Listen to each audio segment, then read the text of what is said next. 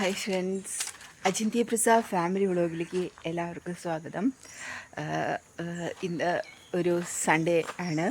അപ്പോൾ സൺഡേ വലിയ പ്രത്യേകിച്ച് പണികളൊന്നുമില്ല. അപ്പോൾ പണികളെല്ലാം ഇന്നലെ തന്നെ ഞാൻ എടുത്തിട്ടുണ്ടായിരുന്നു. അടിച്ചു വാരൽ, തീ കത്തിക്കൽ എല്ലാമായിട്ട് ഇവിടെ ഞാൻ ഫുള്ള് തീ കത്തിച്ചു.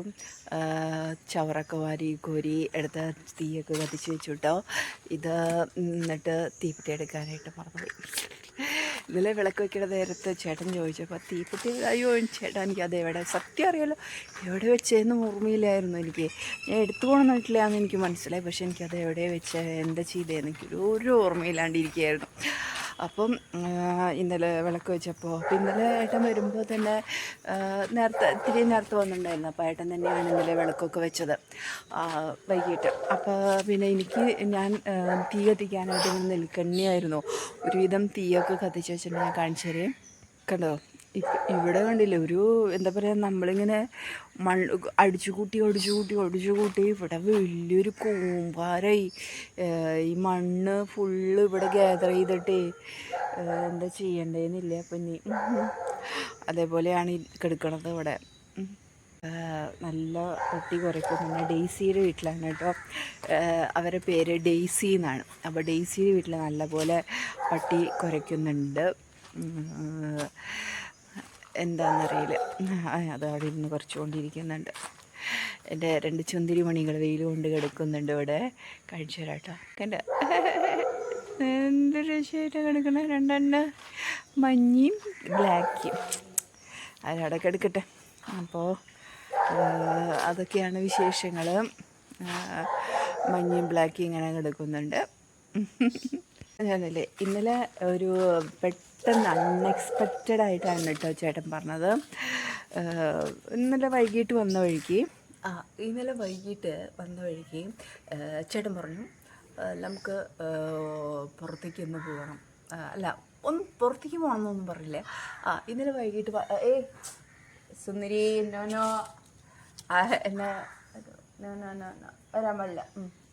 അപ്പോൾ ഇന്നലെ വൈകിട്ട് വന്ന വഴിക്ക് എന്നോട് പറഞ്ഞു,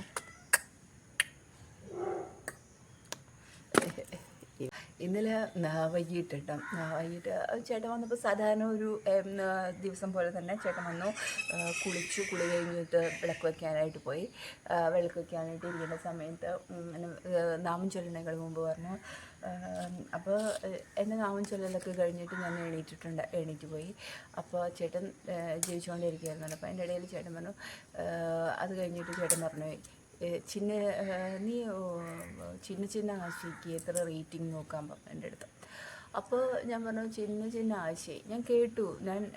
ഇതിൽ വെച്ച് അപ്പോൾ ഞാൻ പറഞ്ഞു, അതെന്താ നീ അതിൽ എത്ര റേറ്റിംഗ് നോക്കിയേ? അപ്പോൾ ഞാൻ പറഞ്ഞു ഞാൻ വിചാരിച്ചു ഇൻട്രൻസിൻ്റെ മൂവിയല്ലേ എന്നൊക്കെ പറഞ്ഞു കേട്ടോ. ചെന്ന് എത്ര റേറ്റിംഗ്? അപ്പോൾ ഞാൻ റേറ്റിംഗ് ഒന്നും നോക്കുന്നില്ല, ഞാൻ ബുക്ക് ചെയ്യാൻ പറഞ്ഞു. അപ്പോൾ ചേട്ടന് നമ്പർ ഇട്ടതാണ് റേറ്റിംഗ് എത്രയാണെന്ന് എന്നോട് ഒന്ന് നോക്കാൻ പറയാൻ വേണ്ടിയിട്ട്. അത് വെറുതെ ആയിരുന്നു, റേറ്റിംഗ് അല്ലായിരുന്നു. എന്താ പറയുക, ചേട്ടന് സിനിമ ബുക്ക് ചെയ്യാൻ വേണ്ടിയിട്ടായിരുന്നു. അപ്പോൾ ഞാൻ ഓക്കെ എന്ന് പറഞ്ഞു. അപ്പോൾ ഞാൻ ബുക്കിംഗ് ഒന്നും വേണ്ട, നമുക്ക് പോയാലും ടിക്കറ്റൊക്കെ കിട്ടുമെന്നൊക്കെ പറഞ്ഞു. അപ്പോൾ ഞാൻ പറഞ്ഞു, ഇല്ല ബുക്കിംഗ് ചെയ്തിട്ട് പോയാൽ മതി, എനിക്കില്ലെങ്കിൽ ബുക്കിംഗ് അവിടെ ചെന്ന് കഴിഞ്ഞിട്ട് ടിക്കറ്റില്ല, എനിക്ക് ഭയങ്കര വിഷമമാണ്. പണ്ട് കേട്ടോ, ചെറുപ്പത്തിലൊക്കെ സിനിമയ്ക്ക് പോകുമ്പോൾ അങ്ങനെ ഉണ്ടായിട്ട് എനിക്കത് ബുക്കിംഗ് ചെയ്യണം എന്ന് തന്നെയായിരുന്നു. അപ്പോൾ ഞാൻ പറഞ്ഞു, പറ്റില്ല, എനിക്ക് കാണാൻ പോയേ പറ്റൂ എന്ന് ഞാൻ നിർബന്ധമായിട്ട് ചേട്ടനോട് പറഞ്ഞു. അച്ഛനൊക്കെയാണല്ലോ വരുന്നത്. അപ്പോൾ ഏട്ടൻ പറഞ്ഞു ഓക്കെ എന്നാൽ ശരി, എവിടെയാണെന്നൊക്കെ എവിടെയാണെന്ന് നോക്കി പാലക്സിയിൽ എനിക്ക് ശിവദത്തിൽ രാഗത്തിലൊക്കെ ഇന്നൊക്കെ ഉള്ളൂ, അതായത് ഇന്നലേക്ക് ഉണ്ടായിരുന്നില്ല, രാഗത്തിലൊന്നും ഉണ്ടായിരുന്നില്ല. അപ്പോൾ ഞാൻ പറഞ്ഞു, ചേട്ടാ നമുക്ക് ശിവദത്തിലേക്ക് പോവാം, നൂരകത്ത് അവിടെ പോയാൽ മതി എന്ന് പറഞ്ഞു. എന്നാൽ ശരി, പാലക്സിയിലാന്ന് പറഞ്ഞു. പാലക്സിയിൽ വേണ്ട, പാലക്സിയിലേക്ക് പോകണ്ട, നമുക്ക് ഇവിടെ തന്നെ ചെയ്യാമെന്ന് പറഞ്ഞു. ഓക്കെ, അപ്പോൾ ഡൺ എന്നൊക്കെ വിചാരിച്ചിട്ട് ഞാൻ ചേട്ടൻ പറഞ്ഞു ശരി എന്ന് പറഞ്ഞ വഴിക്കല്ല ഞാൻ വേഗം ശിവദത്തിലേക്ക് ബുക്ക് ചെയ്തു കേട്ടോ. അപ്പോൾ 9:10 സിനിമ. അപ്പോൾ ഇവിടുന്ന് പോകുമ്പോൾ വേഗം ചേട്ടൻ കഞ്ഞി കുടിച്ചു. ഞാൻ രാത്രിയിൽ ഫുഡൊന്നും കഴിക്കുന്നില്ലല്ലോ. അപ്പോൾ ചേട്ടൻ വേഗം കഞ്ഞിയാണ് ചേട്ടൻ വെച്ചിട്ടുണ്ടായിരുന്നത്. അപ്പോൾ ചേട്ടൻ വേഗം ഫുഡ് കഴിച്ചു. എന്നിട്ടൊരു 8:30 ആയപ്പോൾ നമ്മൾ സ്റ്റാർ സിംഗറും നമ്മുടെ ചെമ്പരത്തി സീരിയലും, നമുക്ക് ചെമ്പരത്തി എന്ന് പറഞ്ഞ സീരിയലുണ്ടായിരുന്നല്ലോ. അപ്പോൾ അതൊക്കെ കണ്ട് ഞങ്ങളിങ്ങനെ ഒരു 8:30 ആയപ്പോൾ ഇവിടെ നിന്ന് ഇറങ്ങി കേട്ടോ. ഇവിടുന്ന് പാലക്കിലെത്തിയപ്പോൾ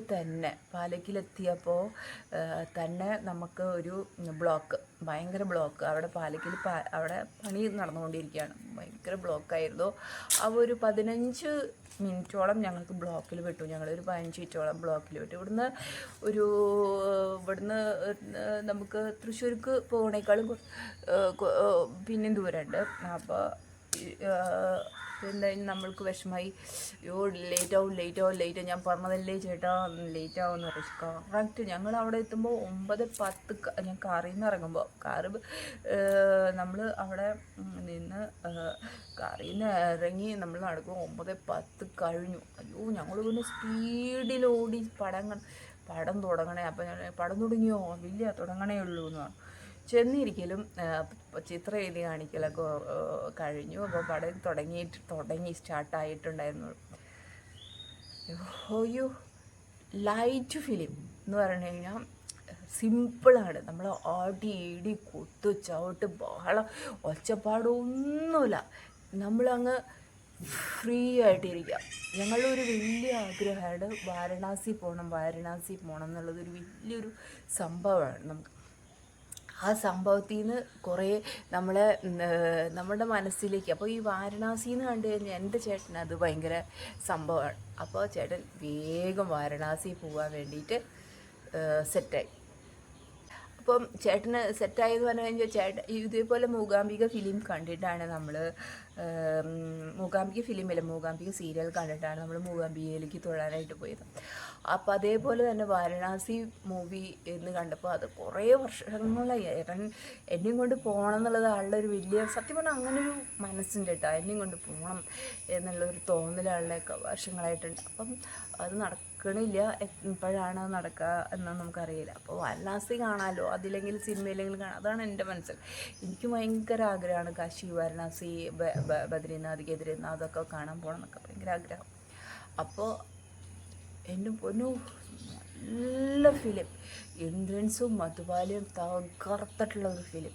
എന്താ പറയുക, ഇത്രയും നല്ലൊരു ആക്ടറാണ് ഇന്ദ്രൻസ് എന്ന് വലിയ ഒരു ആക്ടറാണ്, ഇത്രയും നല്ല കഴിവുള്ളൊരു മനുഷ്യനാണ് ഇന്ദ്രൻസ് എന്ന് വീണ്ടും നമുക്ക് കാണിച്ചു തരുന്ന ഒരു മൂവിയും കൂടിയാണ് കേട്ടോ. അതെന്ന് വെച്ചാൽ അത്ര നല്ല അഭിനയം, നല്ല ആക്ടേഴ്സ്, ഹമ്പിളായിട്ട് ഇരിക്കുക എന്ന് പറയില്ല, അതാണ്. പിന്നെ അതുപോലെ മധുബാല ഒരുപാട് വർഷങ്ങൾക്ക് ശേഷമാണല്ലോ മലയാളത്തിലേക്ക്. എന്തു രസമായിട്ടാണ് എന്താ പറയുക. പിന്നെ നമുക്ക് അതായത് ഒരു വയസ്സായ സ്ത്രീയുടെ റോൾ തന്നെയാണ് ആളുടെ ഒരു 52 ഇയേഴ്സിൻ്റെ ഒരു ഇതൊക്കെ ആയിട്ട് ആൾ വന്നിരിക്കുന്നത് തന്നെ. അപ്പോൾ സിനിമയുടെ കഥ തന്നെ സൂപ്പറാണ്. സിമ്പിൾ കഥയാണ്, ഒരു സിമ്പിളായിട്ടുള്ളൊരു കഥ. ആ ഒരു കഥ പറഞ്ഞ രീതി, ആ കഥയുടെ ആഴം, അതൊക്കെ കാണുമ്പോൾ നമ്മുടെ കണ്ണ് നിറഞ്ഞു തന്നെയാണ് നമ്മൾ അവിടെ നിന്ന് ഇറങ്ങുക. ഇതൊരു സിനിമ എല്ലാവരും പോയി കാണട്ടെ. ചിന്നാശൈ സൂപ്പർ മൂവിയാണ്. നമുക്കൊരു കോലാഹലവും ഇല്ലാതെ ഇങ്ങനെ ഒരു പടം വന്നിട്ട് ഒരുപാട് നാളുകളായി. ഇങ്ങനെ ഒരു മൂവി കണ്ടിട്ട്, സിനിമ ഇറങ്ങിയിട്ട് തന്നെ ഇപ്പോഴും കത്തി വെട്ട് കുത്ത് ചവിട്ട് ഡയലോഗ്സ് അതൊക്കെയല്ല, ഒന്നുമില്ല.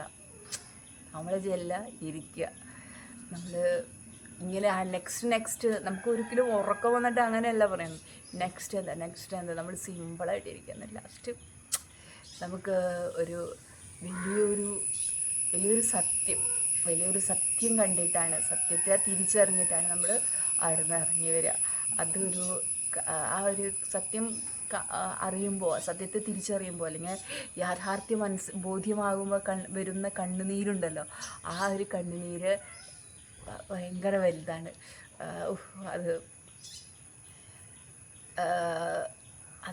അത് നിങ്ങൾ അറിയാനായിട്ട് നല്ലൊരു മൂവിയാണ് കേട്ടോ. അപ്പോൾ എല്ലാവരും പോയി കാണണേ. ഇതൊന്ന് പറയാൻ വേണ്ടിയിട്ടാണ് ഞാൻ വന്നിരിക്കുന്നത്. Vyjayanthi Prasad, family vlogs signing off. Tata, bye bye.